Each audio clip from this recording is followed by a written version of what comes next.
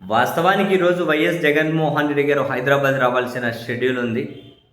హైదరాబాద్ సింధు హాస్పిటల్లో ముద్రగడ పద్మనాభం గారిని పరామర్శించే ఆ షెడ్యూల్ ఉంది.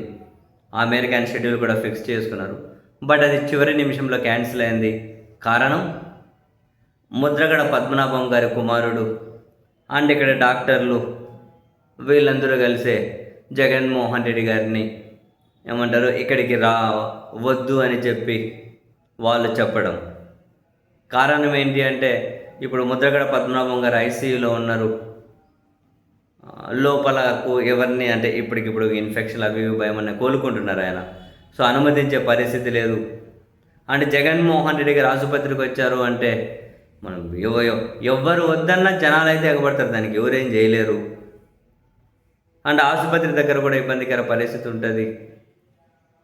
ఐసీయూలో ఉన్న వాళ్ళకు కూడా ఇన్ఫెక్షన్ల భయం, ఆందోళన కుటుంబ సభ్యుల్లో కూడా నెలకొని ఉంది, డాక్టర్లలో కూడా. అందుకని జగన్మోహన్ రెడ్డి గారిని ఇక్కడికి వద్దని చెప్పాం.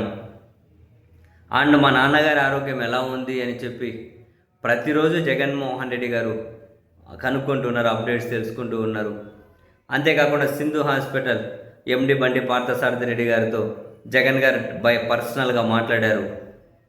సో ఆ చైర్మన్గా ఆయన ఇక్కడ డాక్టర్లందరితో కూడా ఒక సమావేశాన్ని ఏర్పాటు చేసి ముద్రగడ పద్మనాభం గారి ఆరోగ్యం మీద ఎప్పటికప్పుడు అప్డేట్స్ నాకు అందించండి అని చెప్పి చాలా జాగ్రత్తలు చెప్పారు. అంటే ప్రముఖ క్యాన్సర్ నిపుణులు నూరి దత్తాత్రేయుడు గారు కూడా పూర్తిగా సహకారం అందిస్తూ ఉన్నారు. సో జగన్ గారికి మా కుటుంబం ఎప్పటికీ రుణపడి ఉంటుంది అని ముద్రగడ పద్మనాభం గారి కుమారుడు కూడా ఒక ప్రకటన విడుదల చేశారు.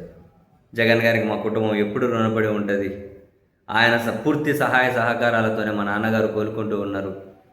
జగన్ గారు వస్తున్నారు అని చెప్పగానే ఇక్కడ ఇబ్బంది అవుతుంది అని చెప్పి నాన్నగారు కూడా వద్దు, కోలుకున్న తర్వాత మనమే జగన్ గారి దగ్గరికి వెళ్దాం, లేదు అంటే మన స్వగ్రామం కిర్లంపూడి అక్కడికి రమ్మని చెబుదాం, ఇక్కడికి వద్దు అని నాన్నగారు కూడా చెప్పారు. సో ఇక్కడ ఏమంటారు రోగులు వాళ్ళ బంధువుల ఆందోళన వీటి దృష్ట్యానే జగన్మోహన్ రెడ్డి గారిని వద్దని మేమే చెప్పాం. ఆయన షెడ్యూల్ చేసుకున్నారని తెలియగానే ఆయన సహాయ సహకారం పూర్తిగా ఉంది.